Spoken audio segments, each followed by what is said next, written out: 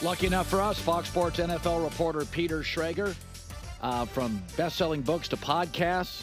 He's in L.A. from time to time for doing that Sunday show, and he says, hey, I'll stop by. Busy guy, young family, crushing it. All right. So I said earlier, you and I both are fans of Kliff Kingsbury, and you know this, Schrags, very well, that some guys, Kliff is not a barker.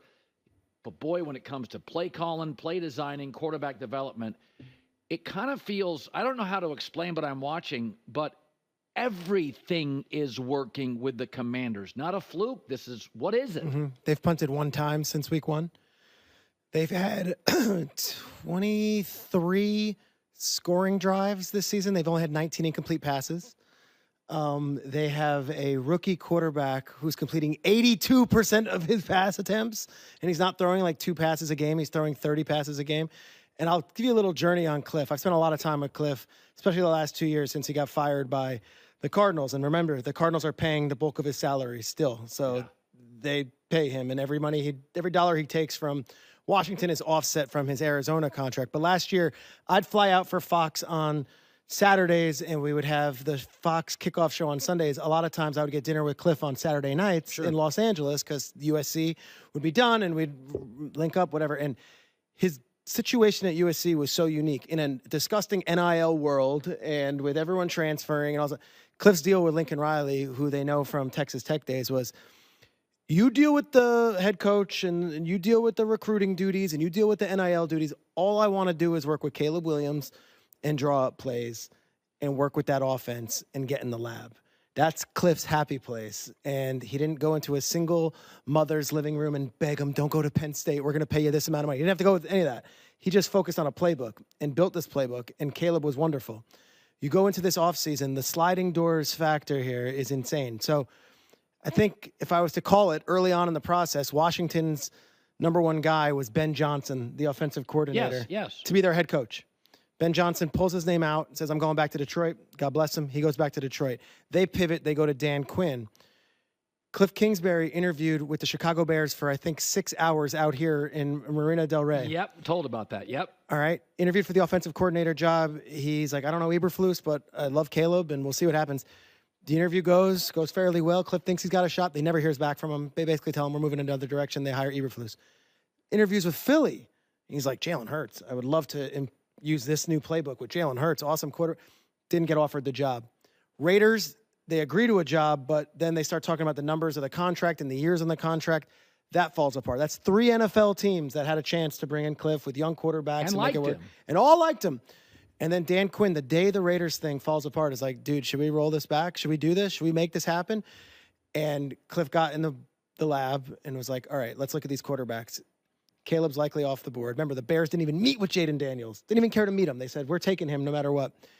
And then Kliff started building an offense that day built around Jayden Daniels' skill set before even meeting him. So they've been building this offense. Jayden gets in there, and he comes in with 55 starts at the college level. Arizona State, then LSU. He has seen it all. Do you know who his number one wide receiver was his freshman year at Arizona State? Brandon Ayuk, who's like a 5-year veteran. So he has played for a long time. He came ready. And it's just the perfect match of new owner, new GM, new head coach, new offensive coordinator, and then this amazing gift that fell in their laps at number 2. And he's been outstanding. And it's the first time in my professional career, and I've been doing this since probably early 2000s, that there's genuine excitement around the Washington football team, Washington Commanders in this case, not the Redskins. And it's not with a yeah, but. It's like, no, everything is right. The crew they brought around him, they didn't just go and hire and sign some diva wide receiver. Like, we like McLaurin. We're going to bring in Bobby Wagner, maybe the best defensive leader. We're going to bring in Zach Ertz, maybe the best offensive leader in the league. Oh, and then we're also going to have like Austin Eckler and Marcus Mariota and Frankie Lou. What do all these guys have in common? They're great teammates and great dudes. And then you drop in Jayden Daniels and it's all working. So we're 4 weeks in, but I think there's not enough that can be said about all the different paths it took to get here, and it just has worked out beautifully. Great story. Good storytelling there. I love that. Kansas City is so strange. So all their games look the exact same. They've won 10 straight, 9 close. I said earlier, they should teach crisis management. Somebody's always hurt. Somebody's traded.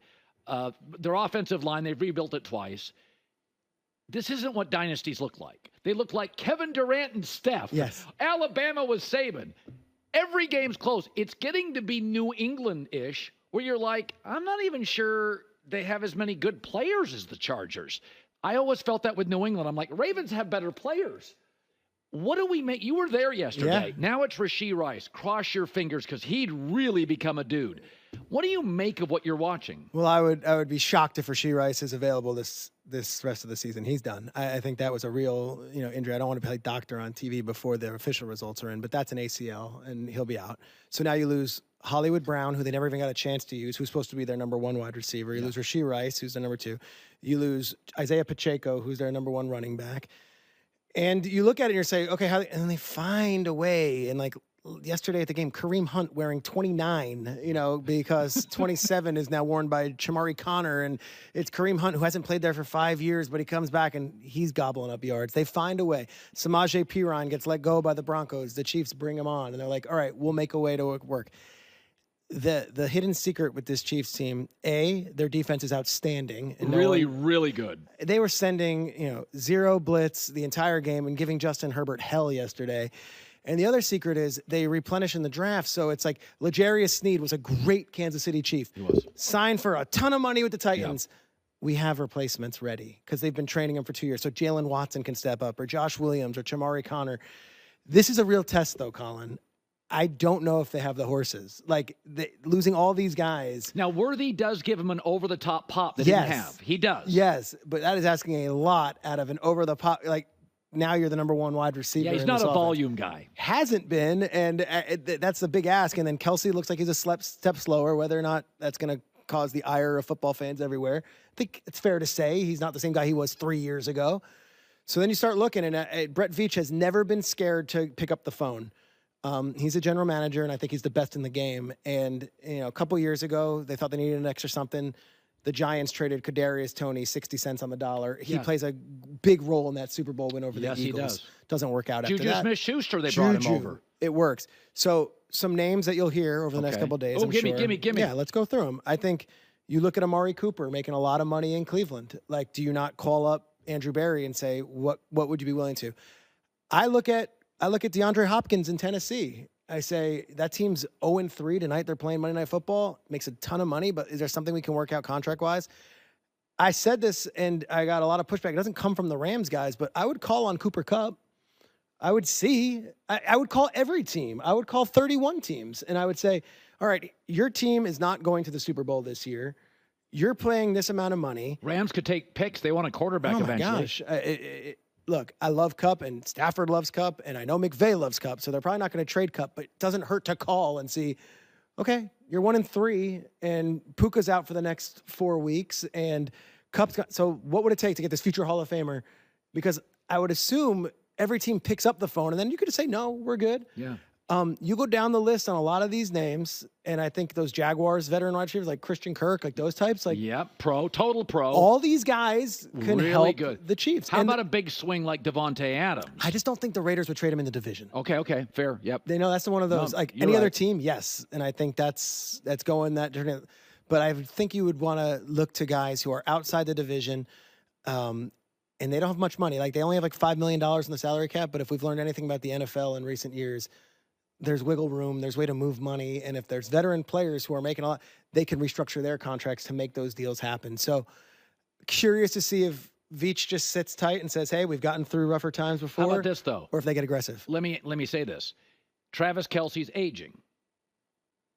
I do think they're in this tiny window where, like, you'd say to yourself, well, you've got 2 trophies. But you know what? Like, as New England proved, they couldn't win with Randy Moss. Like, this drought, the Ravens are young and going nowhere. Mm-hmm. San Francisco, Detroit, their windows are wide open. So I could see Kansas City saying, we got 2 in a row, we've got moment. Andy Reid is now high 60s. Yeah, why not? And also, Colin, since the invent of the Super Bowl in 1967, no franchise has ever won 3 in a row. Yeah. If ever there was a team that you'd say, okay, you guys traded too much, but you'd give them the benefit of the doubt, it's the Chiefs chasing history going 3 straight. So they're looking to go, I call it the Chiefs Pete, but it's the 3-peat. I just want Pat Riley to sue me. They're looking to win 3 in a row here.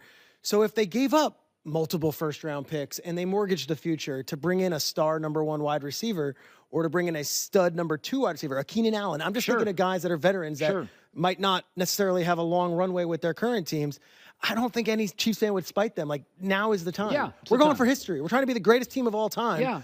Okay, so for 3 years from now, we don't have a backup left tackle. Okay, let's go for it. Yeah. All right, so I thought this was a terrible spot for the Broncos and a great spot for the Jets. Star quarterback, old offensive line getting extra time to prepare at home.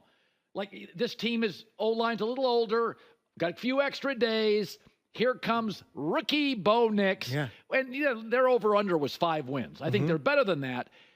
And I'm looking up and 13 penalties for the Jets. But I will say this. The Broncos' game plan was like 7 in the box, beat us.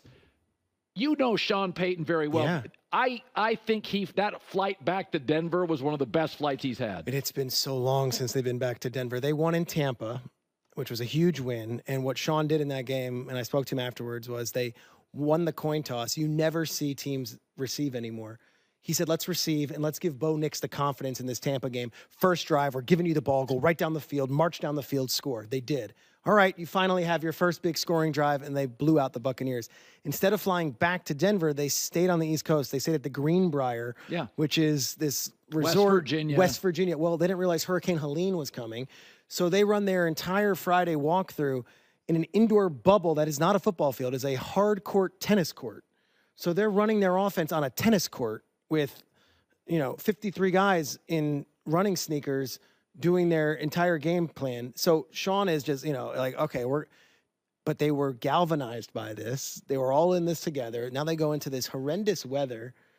Friday night, I saw a concert at Madison Square Garden. I'm not kidding. I knew Peyton was coming in, and he used to work with us at Fox.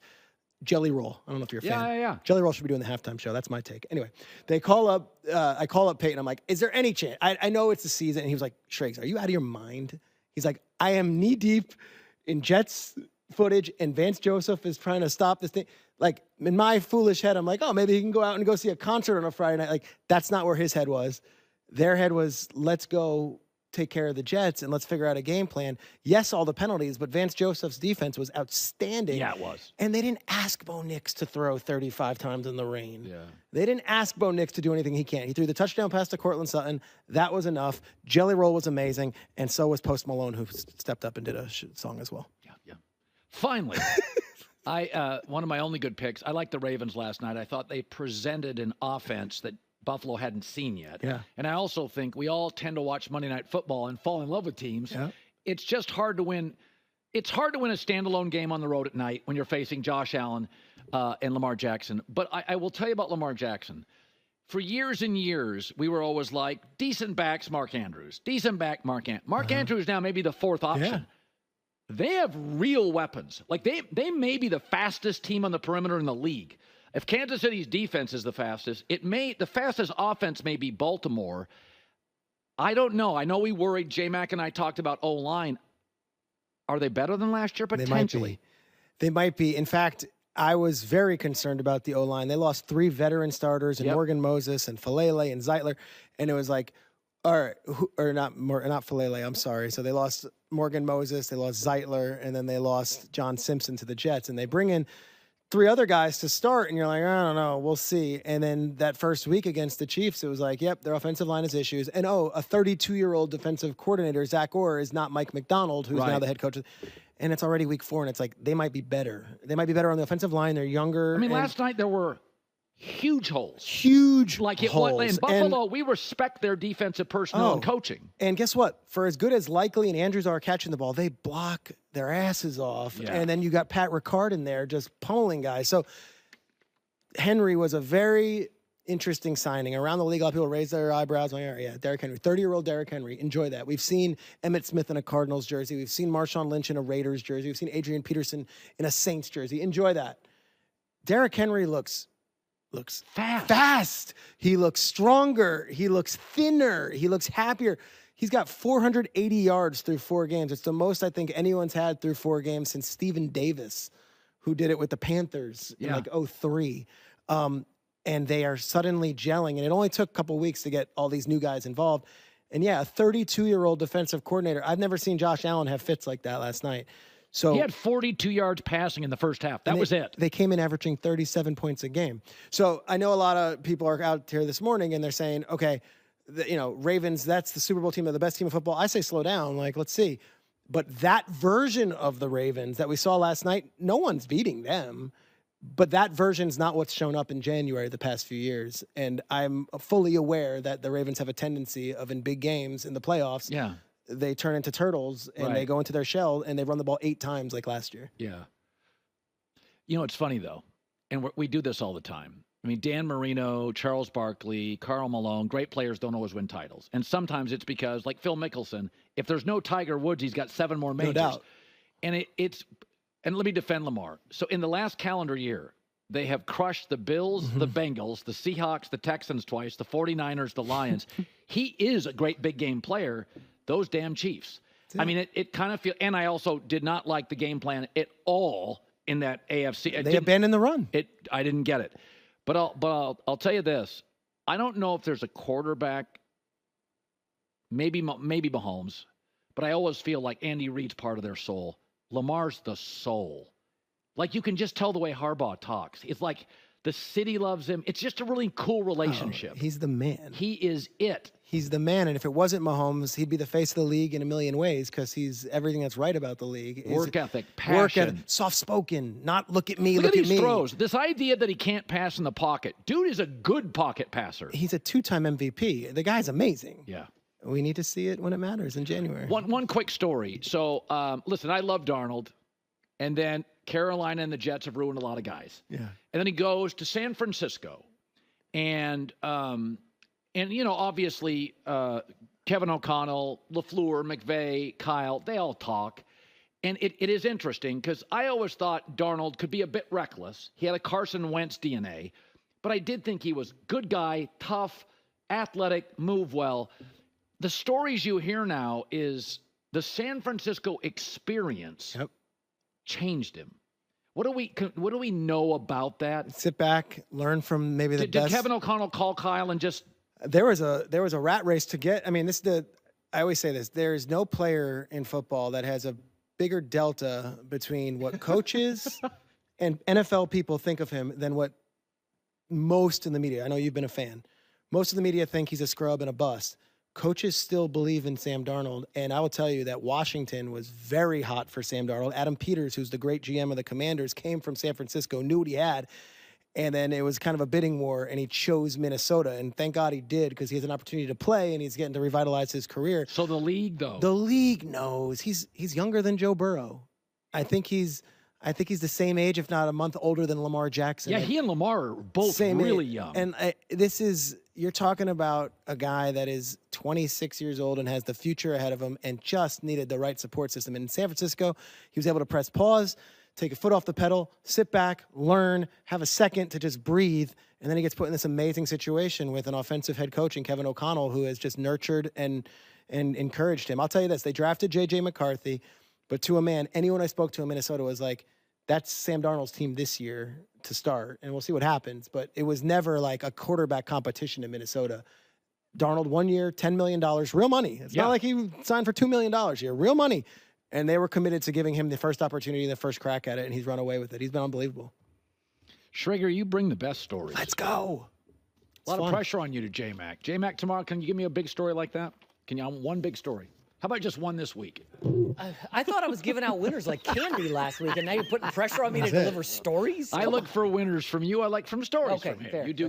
Hi, everybody. It's me, Uncle Colin. Subscribe here to get the latest from the herd, including exclusive behind-the-scenes videos and more, wherever you may be, however you may be watching. Thanks again for making us part of your day.